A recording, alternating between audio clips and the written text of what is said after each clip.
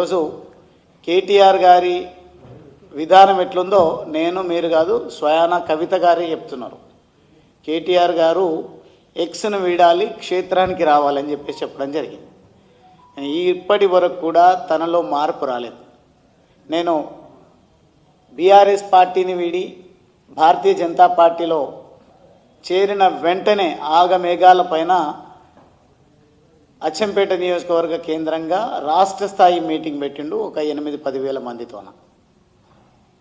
ఆ రోజు ఏ ఒక్కటి కూడా ప్రజలకు ఉపయోగకరంగా ఉండేటువంటి మాటలు మాట్లాడలేదు. కేవలం తన బలాన్ని నిరూపించుకునేటువంటి బల నిరూపణ కార్యక్రమం అన్నట్టుగా పెట్టిండ్రు. గువ్వల బాలరాజు వెంట ఎవరు వెళ్ళలేదు, అందరు ఇక్కడే ఉన్నారు అన్నారు. మంచిది, పార్టీ ఉనికిని కాపాడుకోవడం వర్కింగ్ ప్రెసిడెంట్గా చేసిందని అనుకుందాం. కానీ ఆ సభకు వచ్చినటువంటి వాళ్ళందరూ చాలామంది యువతీ యువకులు, నా సోదర సోదరిమణులు మొన్న జరిగిన సర్పంచ్ ఎన్నికల్లో బరిలో నిలవడం జరిగింది. ఏ ఒక్కరు కూడా కేటీఆర్ కేసీఆర్ కాదు, ఏ ఒక్కరు కూడా బీఆర్ఎస్ పార్టీ నుండి అభ్యర్థులను గెలిపించుకోవడం కోసం అక్కడక్కడ బీఆర్ఎస్ పార్టీ బలపరిచిన అభ్యర్థులు పోటీలో ఉన్నారు అంటే కూడా ఎవరు వచ్చి వాళ్ళ కోసం ప్రచారం చేయలేదు, ఏ రకమైనటువంటి సహాయ సహకారాలు అందించలేదు. కానీ భారతీయ జనతా పార్టీకి ఉన్నటువంటి గొప్పతనం,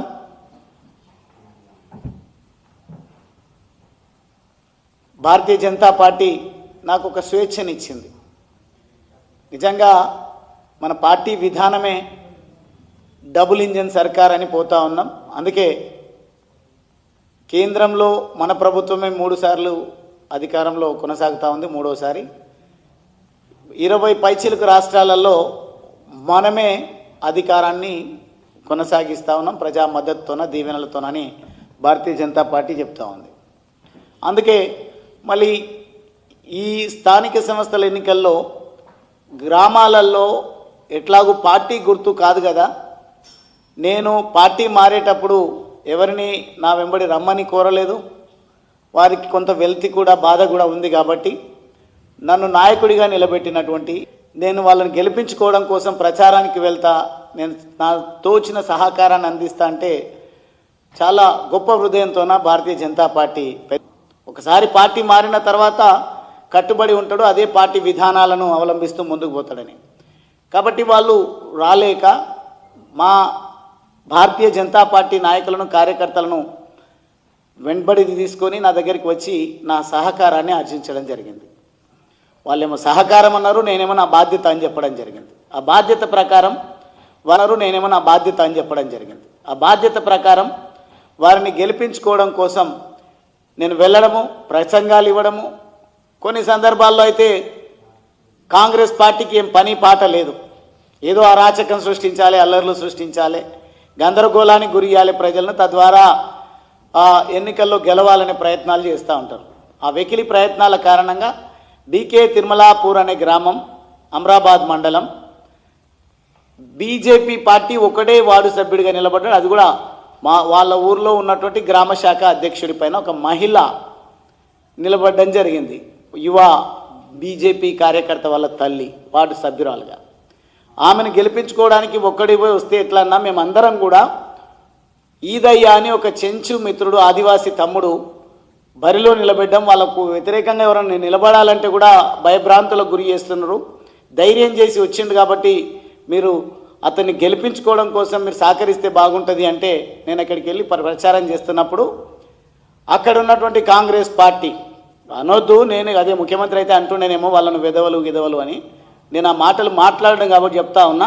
కాంగ్రెస్ పార్టీకి సంబంధించినటువంటి కొంతమంది అక్కడే నిలబడి గందరగోళం చేస్తూ ఉన్నారు. ఒకవేళ మీరు బీఆర్ఎస్ను గెలిపించడానికే వస్తే, ఒకవేళ మీరు పొత్తులాగానే భావిస్తే టీఆర్ఎస్ పార్టీ కండువ కూడా ధరించాలి, బీఆర్ఎస్ కండువ కూడా ధరించాలంటే ఎవరో అక్కడ ఉన్నటువంటి బీఆర్ఎస్ కార్యకర్త వచ్చి నా మెడలో ఆ కండువ కూడా వేయడం జరిగింది. అంటే వాళ్ళేమో అట్లా టెంప్ట్ చేస్తున్నారు.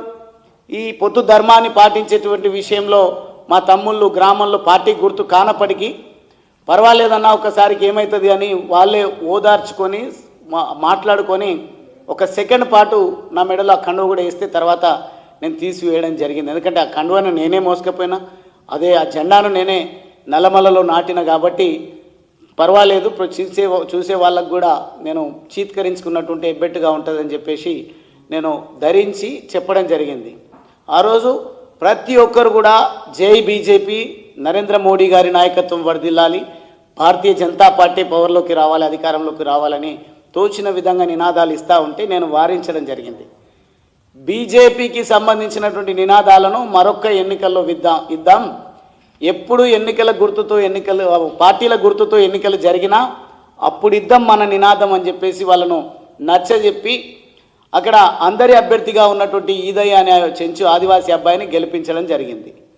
ఆ రోజు నాలాగా ఒక గ్రామం కాదు, నన్ను ఎక్కడికి పిలిస్తే అక్కడ నేను వెళ్ళి ఆ భారతీయ జనతా పార్టీకి అభ్యంతరం లేని ప్రతి దగ్గరికి వెళ్ళి నన్ను అనుకరించి నడిచినటువంటి యువ మిత్రులు, యువ చెల్లెళ్ళు, అక్కలు, అన్నలు అందరినీ కూడా నేను గెలిపించుకోవడం జరిగింది. ఈ సామెతలు కూడా బాగోదు కానీ చెప్పక తప్పదు. ఈరోజు నిన్న జరిగినటువంటి సమావేశంలో కేటీఆర్ గారు బీజేపీకి ఎన్ని స్థానాలు వచ్చినాయి? 2. ఎడ్డిమారి గుడ్డి దెబ్బ అంటున్నారు.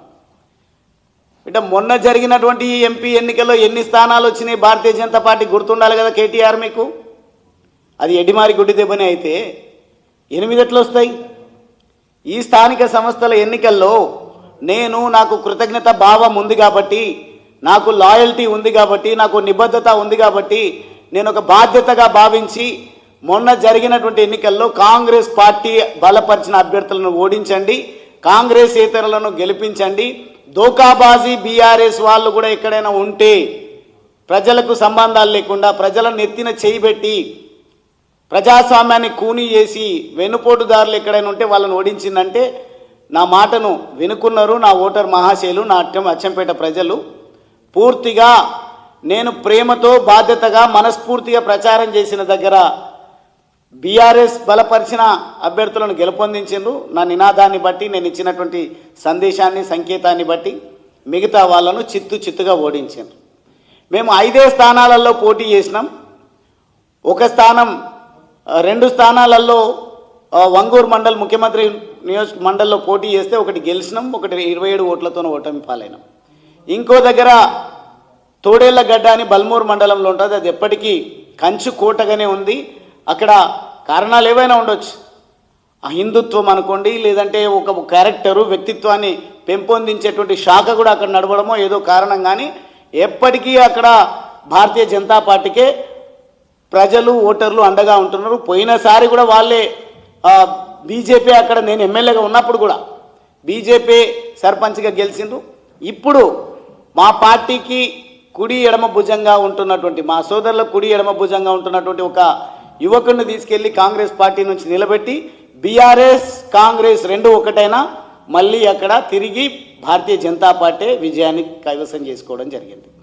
ఇవన్నీ కూడా ఎందుకు చెప్తానంటే మీరు ఈరోజు జబ్బలు జరుచుకుంటా ఉన్నారు. ఎట్లొచ్చింది ఆ ఫలితం? మీరు ఒక్కరు కూడా అడిగే దిక్కే లేదు కదా. క్షేత్రస్థాయిలో ఉన్నటువంటి నాయకులను, కార్యకర్తలను మీరు సమన్వయకర్తగా నియమించినటువంటి వాళ్ళు కూడా పట్టించుకోలేదు కదా. మీరు పెంచి పోషించినటువంటి డబ్బులతోన భారీ బహిరంగ సభలకే ఉపయోగపడుతున్నారు తప్ప ప్రజలకు కావాల్సినటువంటి పోరాటాలు చేసేటువంటి విషయంలో మీరు కానీ, మీరు పెంచి పోషించినటువంటి నాయకత్వం కానీ ఎవరు కూడా క్షేత్రంలో లేరు. మళ్ళీ ఇప్పుడేమో వచ్చి సిగ్గు లేకుండా బీఆర్ఎస్ పార్టీ అసెంబ్లీ సమావేశాల్లో బీఏసీలో మాకు కూడా పవర్ పాయింట్ ప్రజెంటేషన్కు అవకాశం ఇవ్వండి అని మాట్లాడుతున్నారు. నేను చెప్తా ఉన్నా, పవర్ పాయింట్ ప్రజెంటేషన్లో శకం ముగిసింది. ఏమన్నా చూసుకోవాల్సి ఉంటే ప్రజాక్షేత్రంలోనే చూడాలి. అది కాంగ్రెస్ పార్టీకి తెలియజేస్తా ఉన్నా, అదేవిధంగా బీఆర్ఎస్ పార్టీకి కూడా నేను సూచన చేస్తూ ఉన్నా. మీకు దమ్ముంటే ఇప్పుడు జరుగుతూ ఉంది, బర్నింగ్ ఇష్యూ ఒకటి జరుగుతూ ఉంది. ఈరోజు కృష్ణా గోదావరి జలాలపై చర్చ అంటున్నారు. చర్చ జరగని 1 రోజు 2 రోజులు నామకే వాస్తే ఏదో ప్రజాధనాన్ని దుర్వినియోగం చేసి ప్రజాస్వామ్యాన్ని కూనీ చేసే విధంగా మీరు ప్రభుత్వానికి వంతబాడుతూ ఉన్నారు. ప్రభుత్వం కూడా అదే రకంగా బాధ్యత రహితంగా వ్యవహరిస్తూ ఉంది. ఈరోజు చెప్తా ఉన్నా, నేను ఒక పాలమూరు వలస కూలి బిడ్డగా తెలంగాణ ఉద్యమంలో చేరి ప్రొఫెసర్ జయశంకర్ గారు రూపొందించినటువంటి, ఎప్పటి నుంచో తెలంగాణ ఉద్యమం ఉన్నప్పటికీ టీఆర్ఎస్ పార్టీ సిద్ధాంతకర్త కూడా ప్రొఫెసర్ జయశంకర్ గారు. నేను కూడా ఒక చదువుకున్న యువకుని, ప్రొఫెసర్లు, మేధావులు, సబ్బండ వర్ణాలందరూ కూడా తెలంగాణ రాష్ట్రం రావాలంటే నాడు తెలంగాణ ఉద్యమంలో పాటుపడి తెలంగాణ రాష్ట్రం సాధించే వరకు కూడా విస్మరించకుండా నేను క్షేత్రంలో ఉన్నా.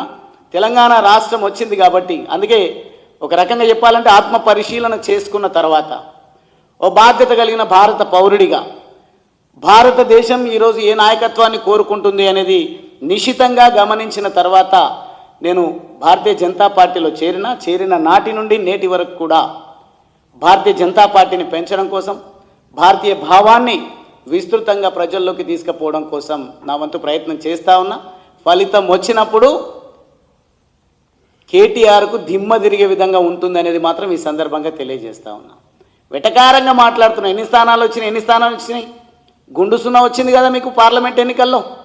భవిష్యత్తు కూడా నీ రాజకీయ జీవితం అంధాకారం అవుతుంది. కేటీఆర్ ఒళ్ళు దగ్గర పెట్టుకొని మాట్లాడాలి, ఆచితూచి మాట్లాడాలి. నోటికొచ్చినట్టుగా వచ్చినటువంటి డబ్బులు ఇస్తే వచ్చేటువంటి కొన్ని ర్యాలీలకు సంబంధించిన జేసీబీలు, పూలు, వేదికలు వీటన్నింటిని చూసి పొంగిపోయి ఇష్టం వచ్చినట్టుగా నియంత్రణ కోల్పోయి మాట్లాడడం వల్ల ప్రజలకు ఒరిగేది ఏముండదు. మీకు దమ్ముంటే అదే డబ్బును ఖర్చు పెట్టండి, ప్రజా పోరాటాలు చేయండి.